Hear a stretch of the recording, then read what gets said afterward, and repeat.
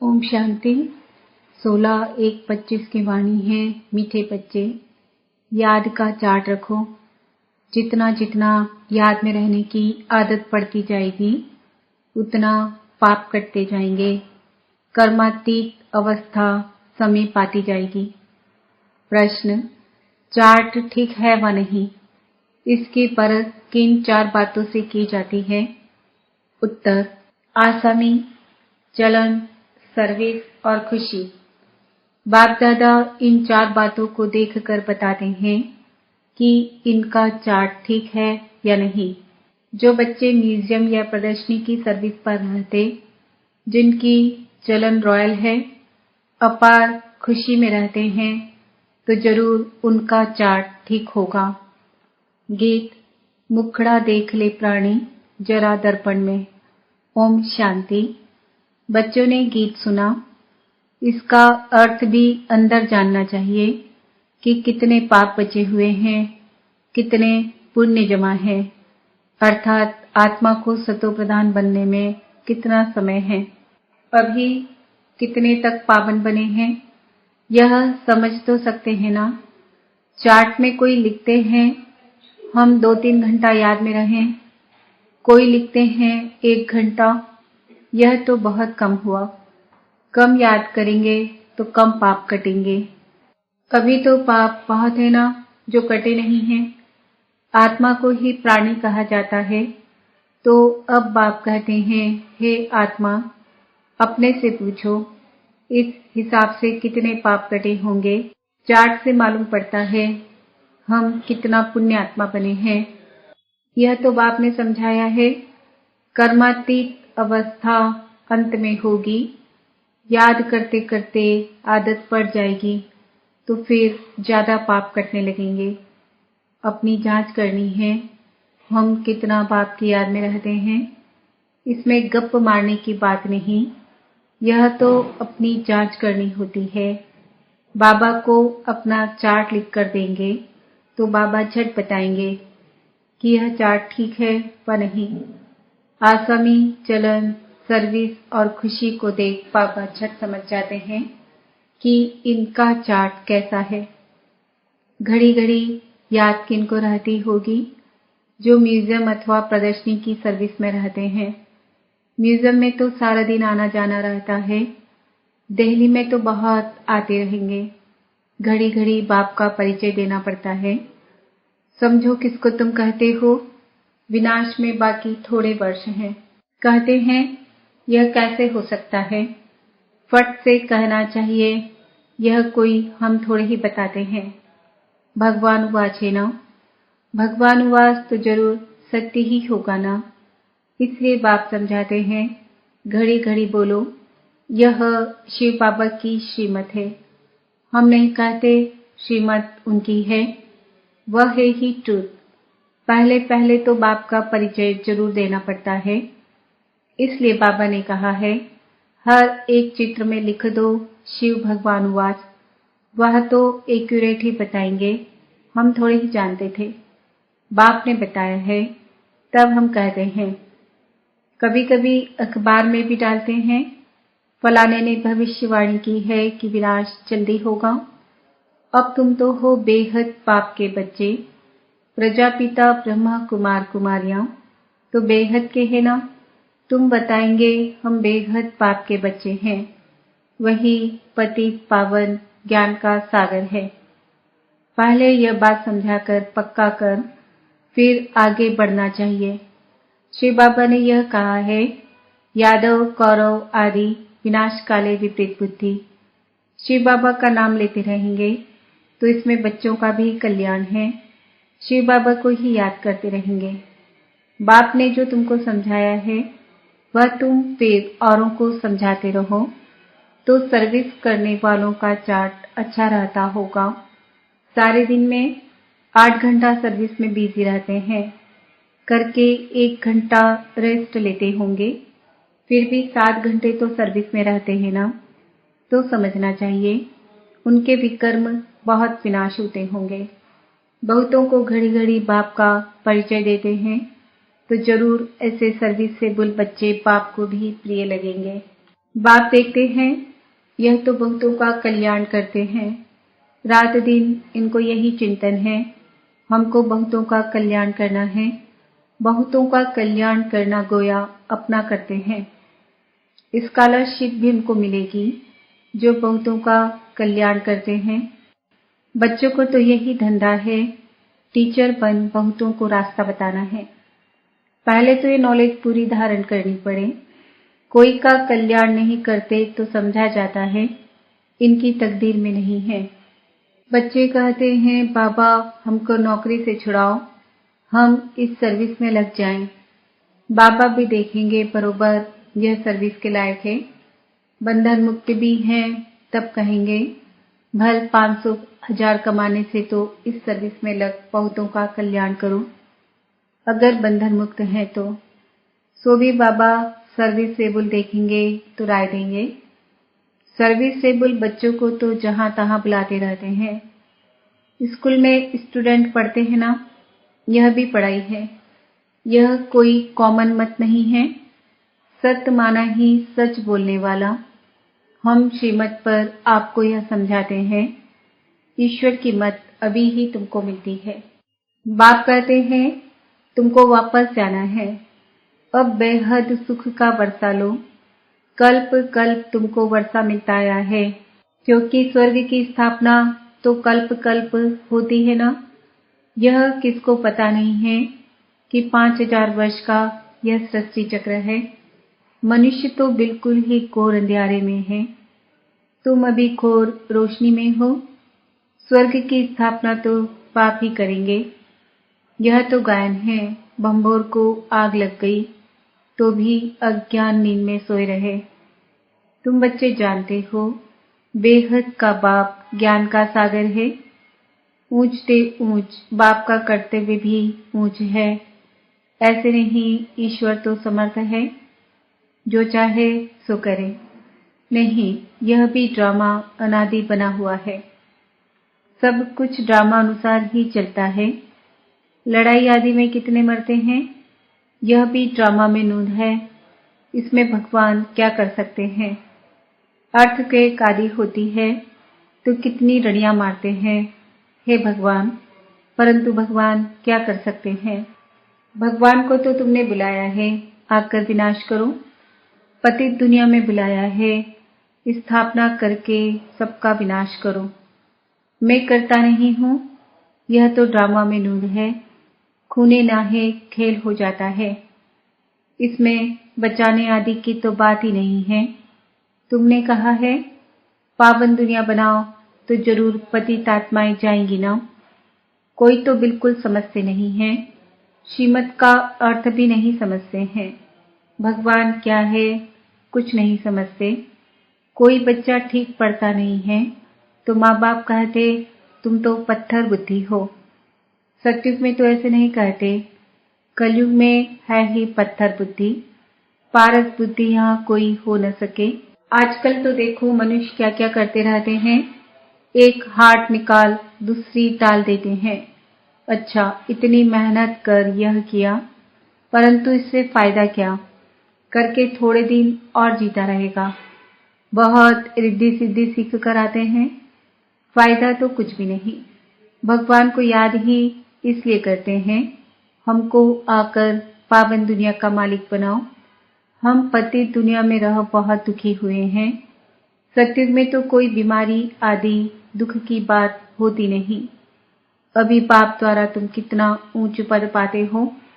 यहाँ भी मनुष्य पढ़ाई से ही ऊंच डिग्री पाते हैं, बड़े खुश रहते हैं। तुम बच्चे समझते हो यह तो बाकी थोड़े रोज जिएंगे। पापों का बोझा तो सिर पर बहुत है, बहुत सजाएं खाएंगे। अपने को पति तो कहते हैं ना। विकार में जाना पाप नहीं समझते, पाप आत्मा तो बनते हैं ना। कहते हैं गृहस्थ आश्रम तो अनादि चला आता है। समझाया जाता है सत्युग त्रेता में पवित्र गृहस्थ आश्रम था, पाप आत्माएं नहीं थे। यहाँ पाप आत्माएं हैं इसलिए दुखी हैं। यहाँ तो अल्पकाल का सुख है, बीमार हुआ यह मरा। मौत तो मुख खोलकर खड़ा है, अचानक हार्ट फेल हो जाते हैं। यहाँ है ही कागविस्ता समान सुख, वहाँ तो तुमको अथाह सुख है। तुम सारे विश्व के मालिक बनते हो। किसी भी प्रकार का दुख नहीं होगा, न गर्मी न ठंडी होगी, सदैव बाहरी मौसम होगा। तत्व भी ऑर्डर में रहते हैं। स्वर्ग तो स्वर्ग ही है, रात दिन का फर्क है। तुम स्वर्ग की स्थापना करने के लिए ही बाप को बुलाते हो। आकर पावन दुनिया स्थापन करो, हमको पावन बनाओ। तो हर एक चित्र पर शिव भगवान उवाच लिखा हुआ हो। इससे घड़ी घड़ी शिव बाबा याद आएगा, ज्ञान भी देते रहेंगे। म्यूजियम अथवा प्रदर्शनी की सर्विस में ज्ञान और योग दोनों इकट्ठे चलते हैं। याद में रहने से नशा चढ़ेगा। तुम पावन बन सारे विश्व को पावन बनाते हो। जब तुम पावन बनते हो तो जरूर सृष्टि भी पावन चाहिए। पिछाड़ी में कयामत का समय होने के कारण सबका हिसाब किताब चुकतू हो जाता है। तुम्हारे लिए हमको नई सृष्टि का उद्घाटन करना पड़ता है, फिर ब्रांचेज खोलते रहते हैं। पवित्र बनाने के लिए नई दुनिया सतयुग का फाउंडेशन तो बाप बिगर कोई डाल न सके, तो ऐसे बाप को याद भी करना चाहिए। तुम म्यूजियम आदि का उद्घाटन बड़े आदमियों से कराते हो तो आवाज होगा, मनुष्य समझेंगे यहाँ यह भी आते हैं। कोई कहते हैं तुम लिख कर दो, हम बोलेंगे वह भी रॉन्ग हो गया।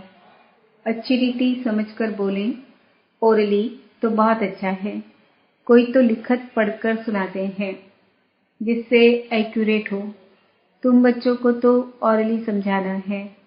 तुम्हारी आत्मा में सारी नॉलेज है ना, फिर तुम औरों को देते हो।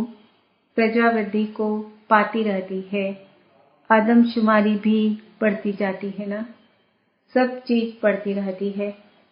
झाड़ सारा जर्जरीभूत हो गया है। जो अपने धर्म वाले होंगे वह निकल आएंगे।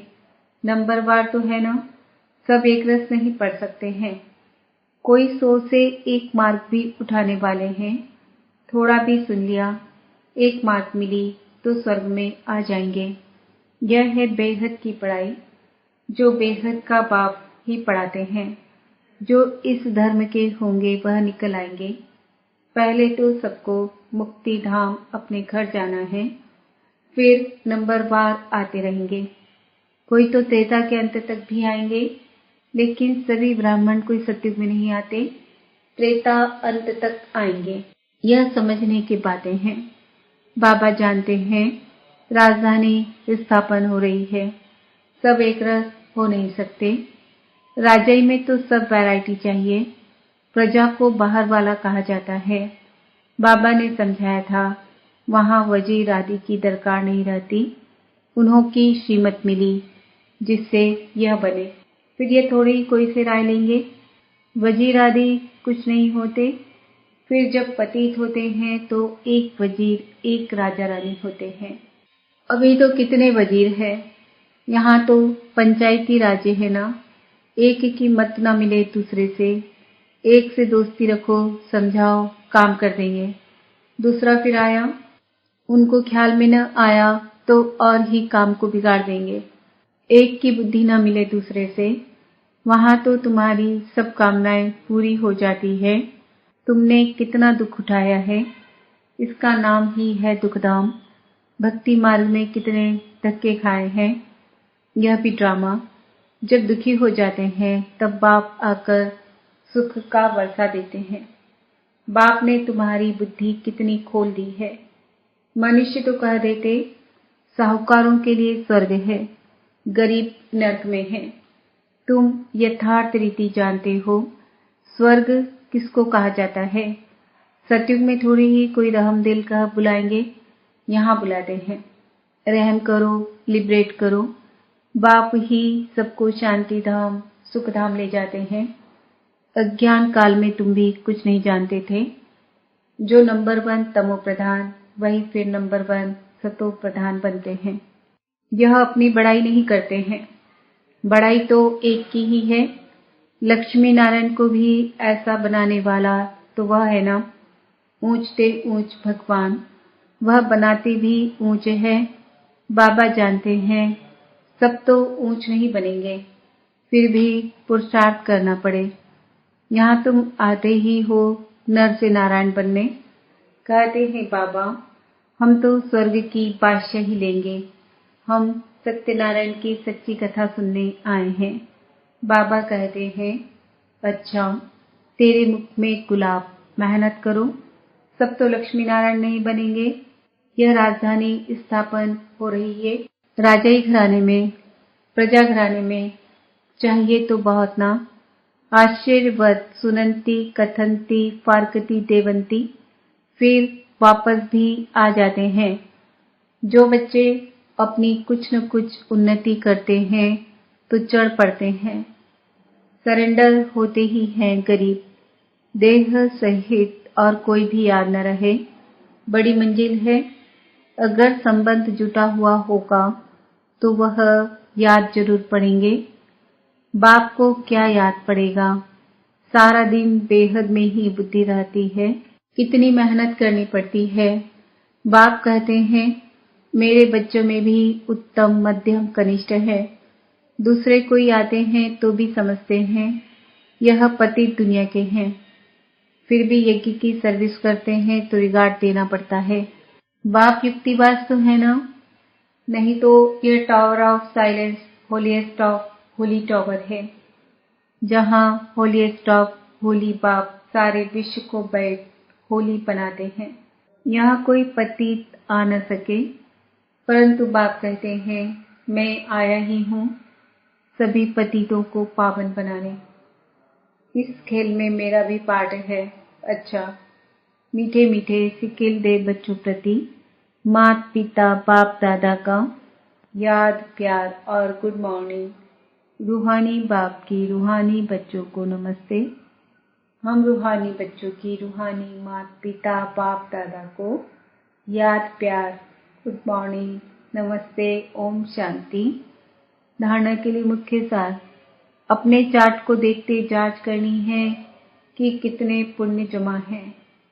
आत्मा सतो प्रधान कितनी बनी है, याद में रहकर स्व-हिसाब किताब चुकतू करने हैं। स्कॉलरशिप लेने के लिए सर्विसेबल बन बहुतों का कल्याण करना है। बाप का प्रिय बनना है, टीचर बन बहुतों को रास्ता बताना है।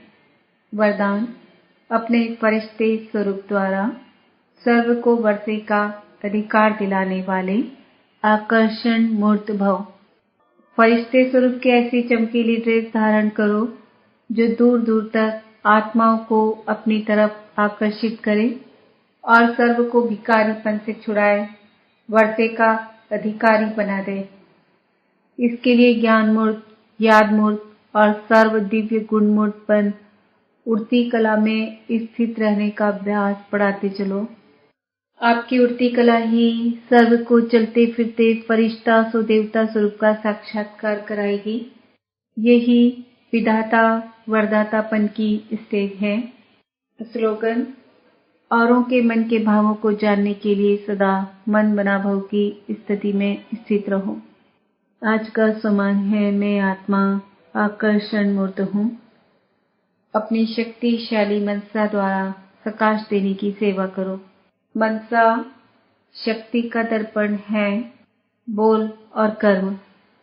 चाहे अज्ञानी आत्माएं चाहे ज्ञानी आत्माएं, दोनों के संबंध संपर्क में बोल और कर्म शुभ भावना शुभ कामना वाले हो। जिसकी मनसा शक्तिशाली व शुभ होगी, उसकी वाचा और कर्मणा स्वतः ही शक्तिशाली शुद्ध होगी, शुभ भावना वाली होगी। मनसा शक्तिशाली अर्थात याद की शक्ति श्रेष्ठ होगी, शक्तिशाली होगी,